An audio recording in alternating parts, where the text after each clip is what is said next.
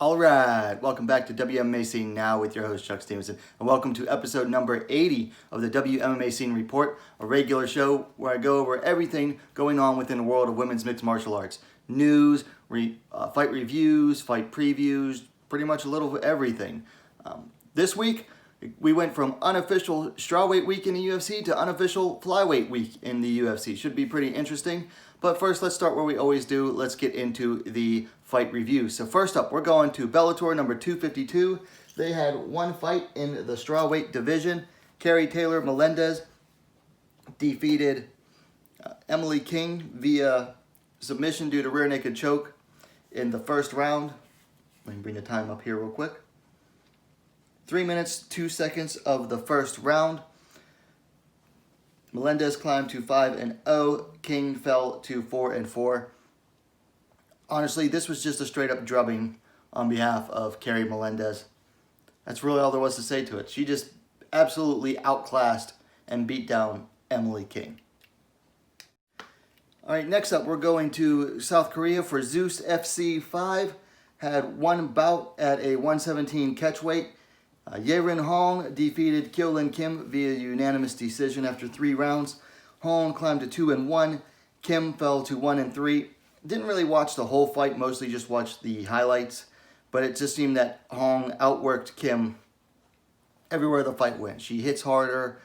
She's a better striker. She did better on the ground. She just outworked Kim. And after that, on Saturday as well, we had KSW 56.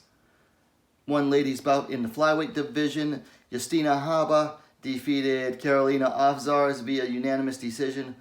Haba climbed to 3-1. Avzars fell to 3-1. Didn't get a chance to watch this yet. I should, because I purchased the event. But I haven't gotten a chance to watch this one yet, so I can't really comment on it. Then on Saturday night, UFC Fight Night, Felder versus Dos Anjos, a.k.a. UFC Vegas 14. Had 3 ladies bouts, all in the strawweight division. First up, Kanako Murata defeated Randall Marcos via unanimous decision. Murata climbed to 12-1. Marcos fell to 10-10. Murata just came out here and basically outclassed Marcos in the wrestling, which is no surprise. Honestly, Murata right now has the best wrestling in the strawweight division, with the caveat that Juarez is out until further notice. I mean, we don't know when she'll be back. So as long as she's out, Murata, without doubt, has the strongest wrestling in the division. Still has to round out her game a bit more, but she's doing that little by little. Okay, next up, Cory Mckenna defeated Kay Hanson via unanimous decision. Mckenna climbed to 6-1. Hanson fell to 7-4. Count me among the many, including the vast majority of the media scorers who scored this fight for Hanson. I disagreed with the scoring.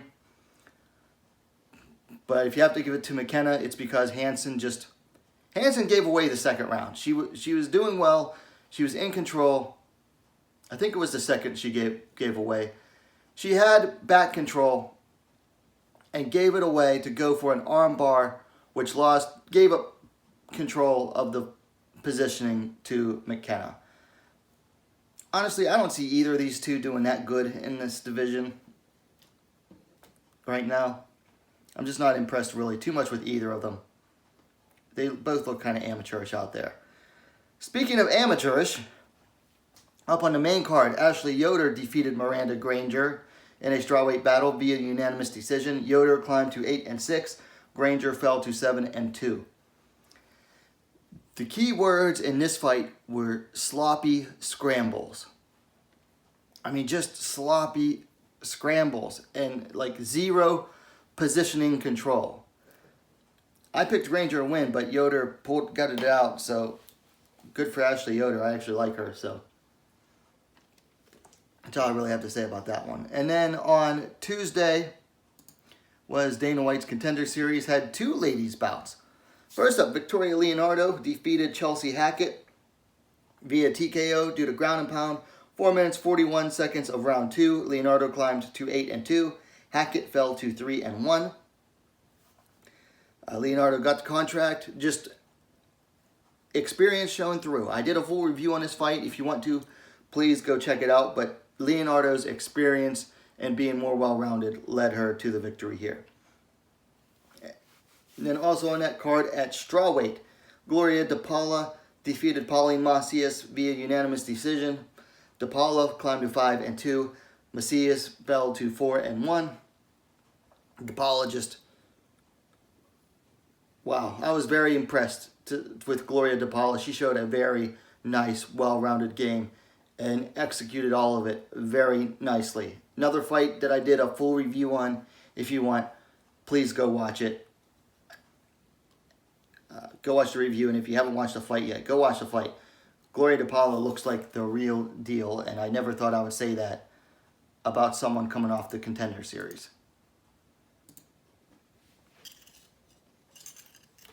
Okay, so that is it for this past weekend's review. So let's go into the news. First up, per her Instagram, UFC flyweight Mizuki Inoue recently underwent knee surgery. Looks like she's going to be out for a while. So hoping for the best for Mizuki. Drop my remote. Up next, Deep Jewels 31 is going to go down on December 19th in Japan. That's an all-women's MMA card. I did do a video breaking down that fight card, so if you want, please go check that out as well. And then everything else in the news is UFC fight announcements. So first up, UFC on February 6th announced a bantamweight bout between Marion Renaud and Macy Chiasson. That should be a good one there. Renaud is one of the gutsiest fighters in that division. Chiasson is going to have to bring, I think, her A game in order to get a win past Renaud. I'm not a big fan of Renaud, but Chiasson has kind of fell short, I think, her last couple fights. So she's going to have to bring her A game for that one. And then UFC Fight Night on February 20th has another bantamweight bout between Caitlyn Vieira and Yana Kunitskaya. Kunitskaya is going to have to bring her game on that one as well. This is a bit of a step up for her. For Vieira, she's still kind of trying to make her way back into that title contention. So I think if she has a good win over Kunitskaya, she can definitely do that as well. Then UFC Fight Night on December 19th added a bantamweight bout between Sijara Eubanks and Pani Kianzad. That's two, excuse me, good fight between, two fighters that are towards the bottom of the division, but that should be a good one. Should be a bit of a sloppy one, but should make for some fun. Should be a fun fight. We'll say that. It should be a fun fight. Then UFC Fight Night on January 18th has a bantamweight bout between Juliana Pena and Sarah McMahon. That is a good fight to see. Pena, I believe, is coming off that loss to De Randami. McMahon hasn't really fought much lately. So this is a fight of people who are near the top of the division, although I don't think McMahon's up there anymore, but still could be. But Pena needs to get a win here as well. And then finally on UFC Fight Night December 5th, Marina Moroz has withdrawn from another fight for some reason. Don't know why. Seems like an injury again, possibly.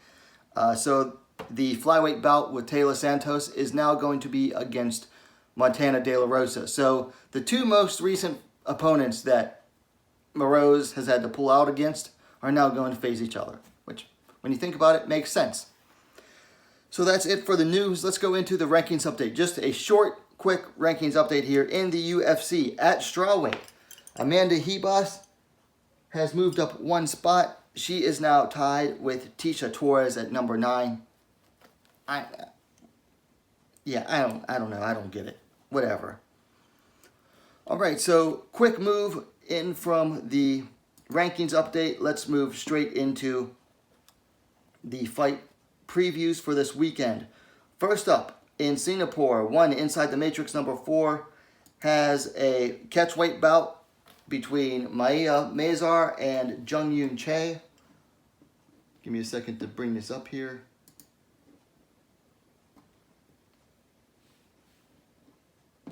Okay, let's see. Mazar is coming in 6-3. Che is coming in at 2-0. Mazar last fought She took a loss to,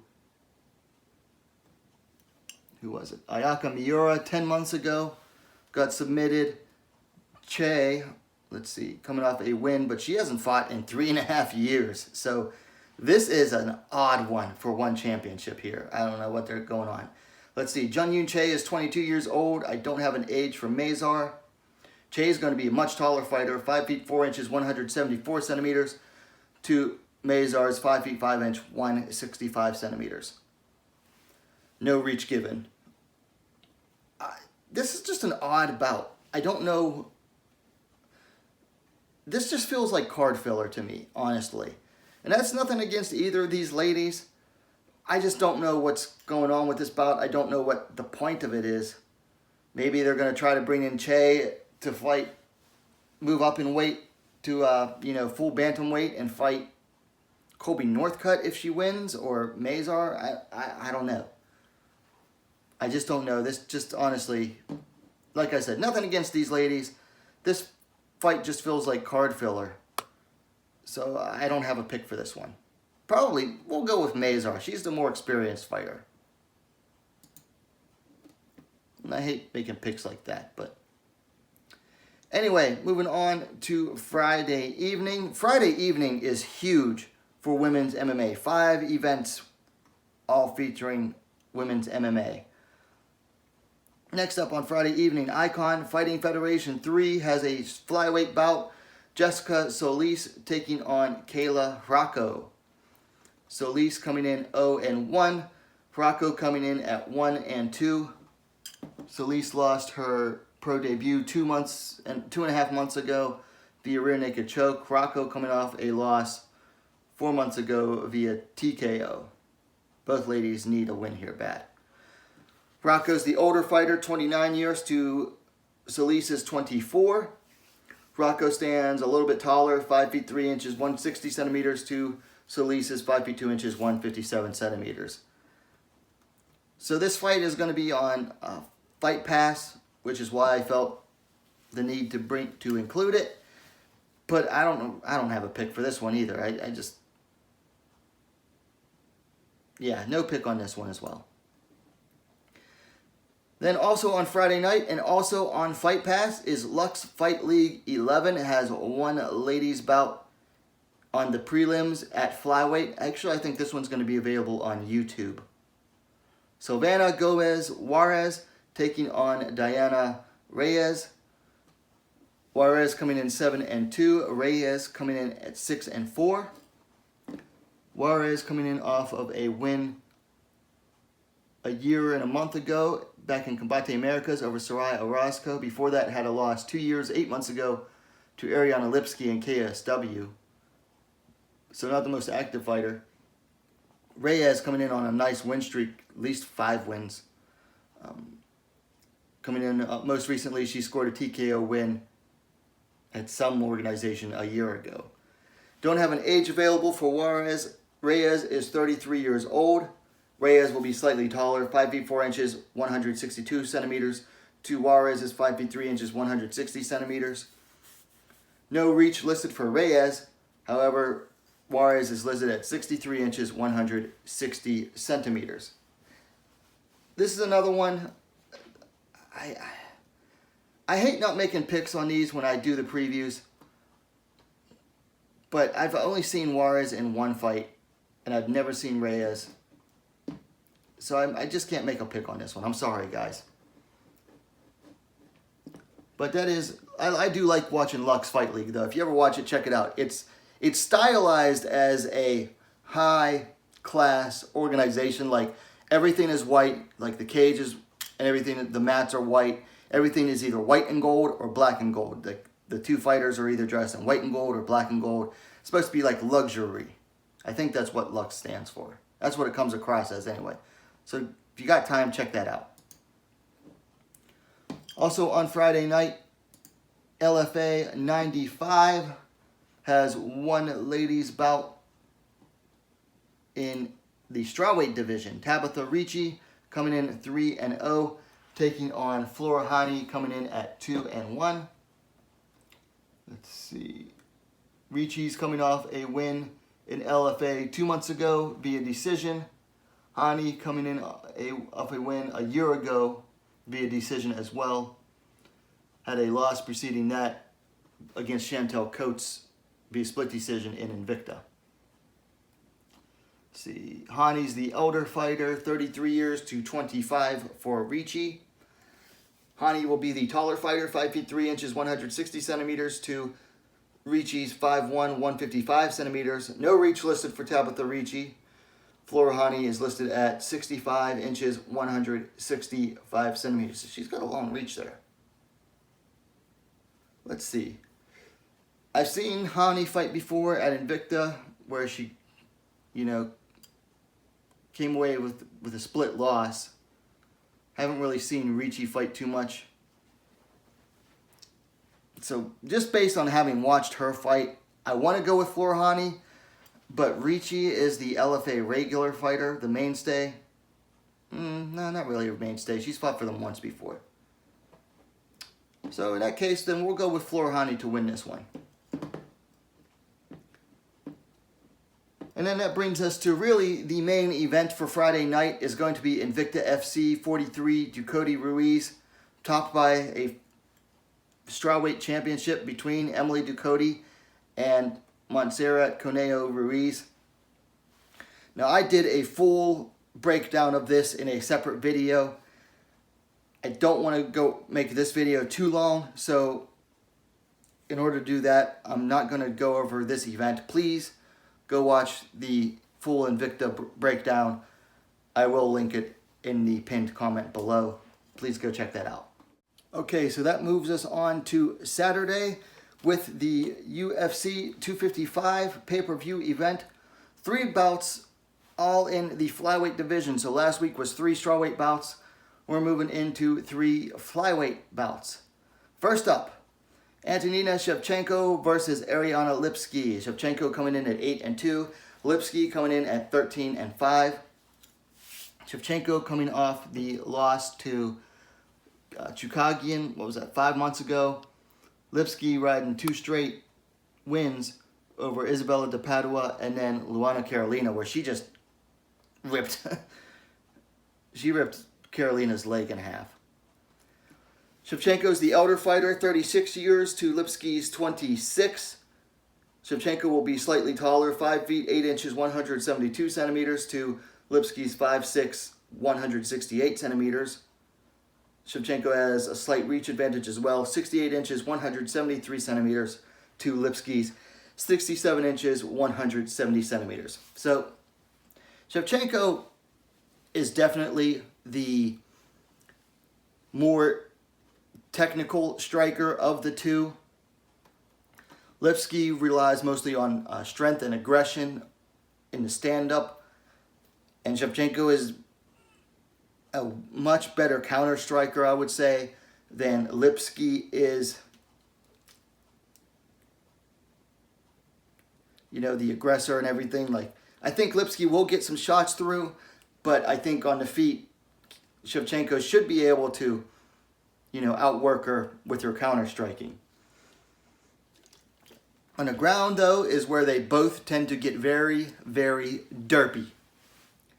If this fight goes to the ground, it's going to be a matter of she who derps last wins the race, I guess. If the fight stays standing, it should be Shevchenko's bout. If it goes to the ground, it's anybody's guess here. Honestly, I feel for the betterment of the division, Lipski should win. That would be for the better of the division. I mean, Shevchenko's 36 years old. What? She has no future, honestly, in the division. Whereas Lipski does seem to be getting a little better and does have a future at only 26. I just don't know. Excuse me. I just don't know if Lipski can get it done on the feet against Shevchenko. She'll have to take it to the ground. But I still have slightly more faith in Shevchenko there than I do Ariana Lipski. So we'll go with Antonina Shevchenko to win this one.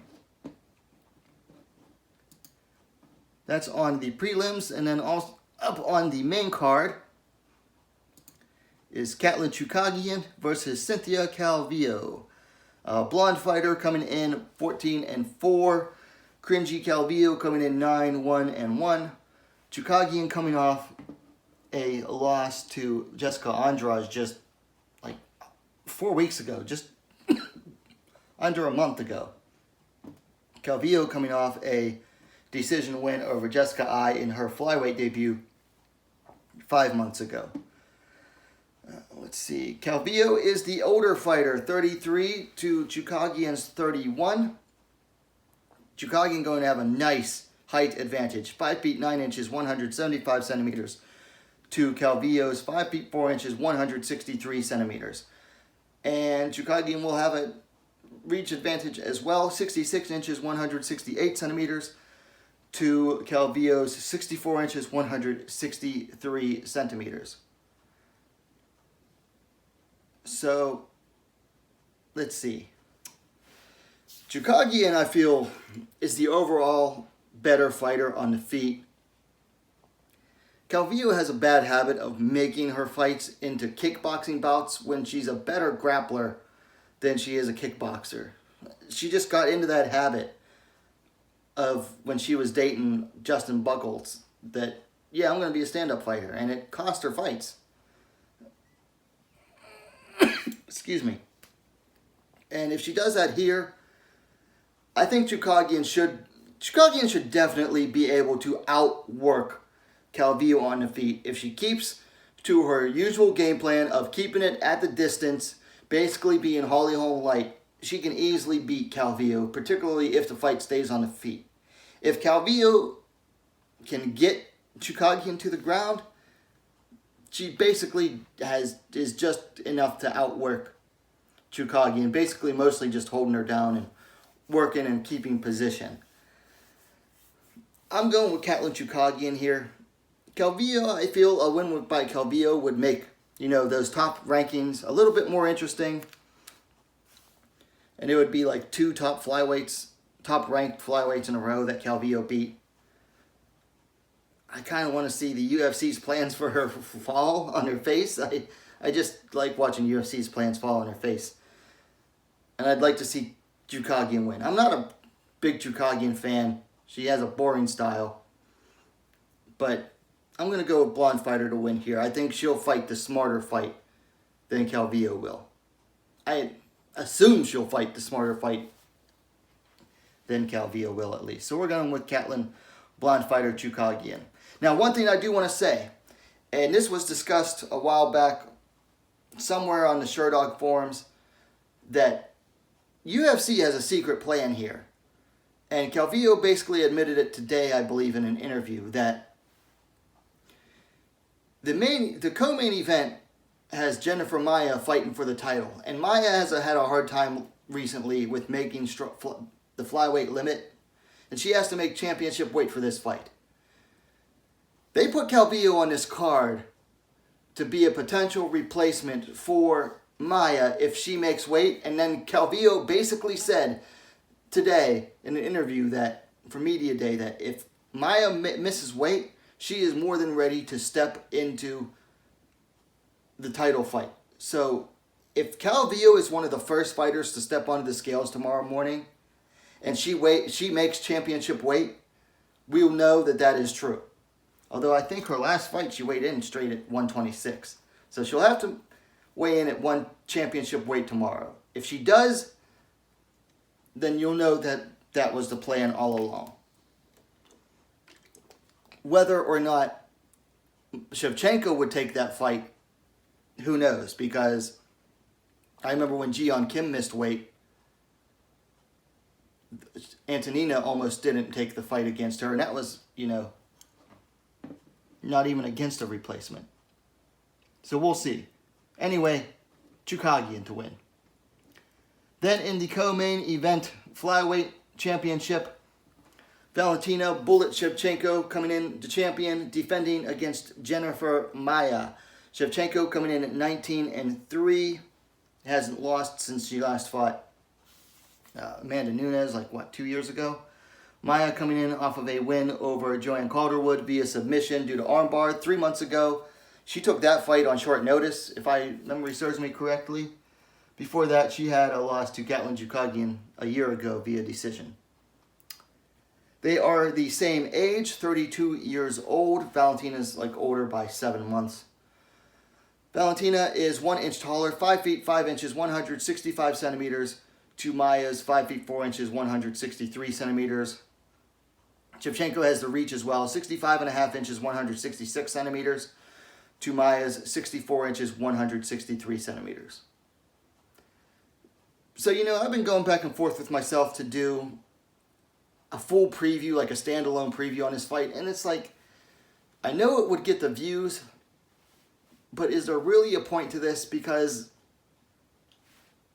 Shevchenko is, I don't think anyone's actually giving Maia a chance to win.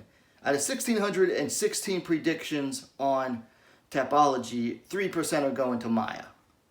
So that's 97% to Shevchenko, and most of them are saying KO or TKO. I don't think there's a finish here. I think Maia's strong enough to make it to the decision. Here's the thing. Maia, her striking style is very basic, and it's going to have to rely on her standing in front of Shevchenko and eating the counters, which, here's why I find Shevchenko boring. If she can get away with doing the same counter over and over and over again, she'll do it. She's basically like, she'll look for the easy win, basically, is Shevchenko.